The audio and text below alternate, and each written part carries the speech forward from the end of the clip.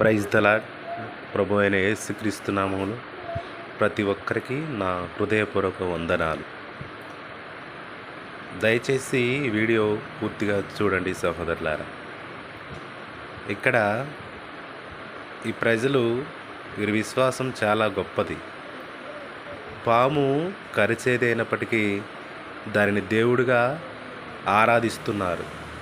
పైగా ఒక పాములు ఆడించి అతన్ని ఆయన ద్వారా పామును తీసుకుని వచ్చి దాన్ని దేవునిగా దేవతగా ఆరాధిస్తూ ఉన్నారు. దానిపైన రకరకాల పూలు అవి చల్లుతూ ఉన్నారు. ప్రియులారా, అది కరిచేది, విషకరమైనది, ప్రమాదకరమైనది అని తెలిసినప్పటికీ వారు భక్తి చేస్తూ ఉన్నారు. ఇలాంటి మూర్ఖపు భక్తి చేయటం చాలా ప్రమాదకరం ప్రియులారా. ఇలా చేసినప్పుడు ఈ పాము అనేది కూడా సృష్టిలో ఒక భాగమే. జంతువులు, అడవి జంతువులు, పెంపుడు జంతువులు, మనుషులు, చెట్లు, వృక్షాలు ఇవన్నీ సృష్టిలో ఒక భాగం మాత్రమే. కానీ ఈ రోజున మనిషి యొక్క అజ్ఞానం ఎంతవరకు దిగజారిపోయిందో మనం చూడవచ్చు ప్రియులారా. అది కాటేస్తే చనిపోతారని తెలిసి కూడా దాన్ని దేవతగా ఆరాధిస్తున్నారు.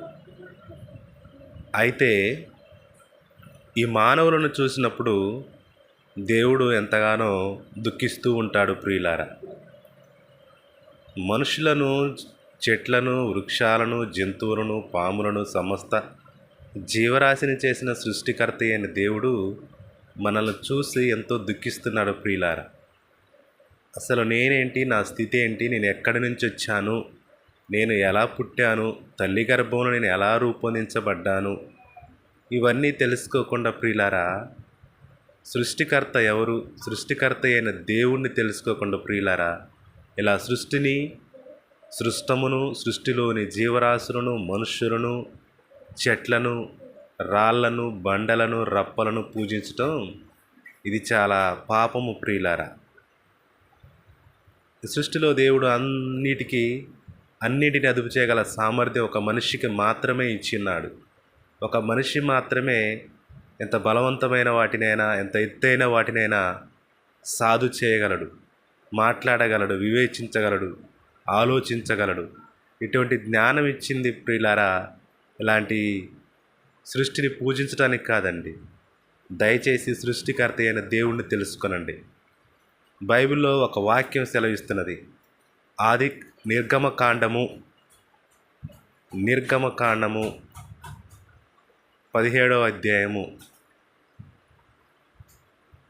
చూసినట్లయితే దేవుడు మాట్లాడుతున్నాడు. అక్కడ 3వ వచనంలో, నేను తప్ప వేరొక దేవుడు మీకు ఉండకూడదు.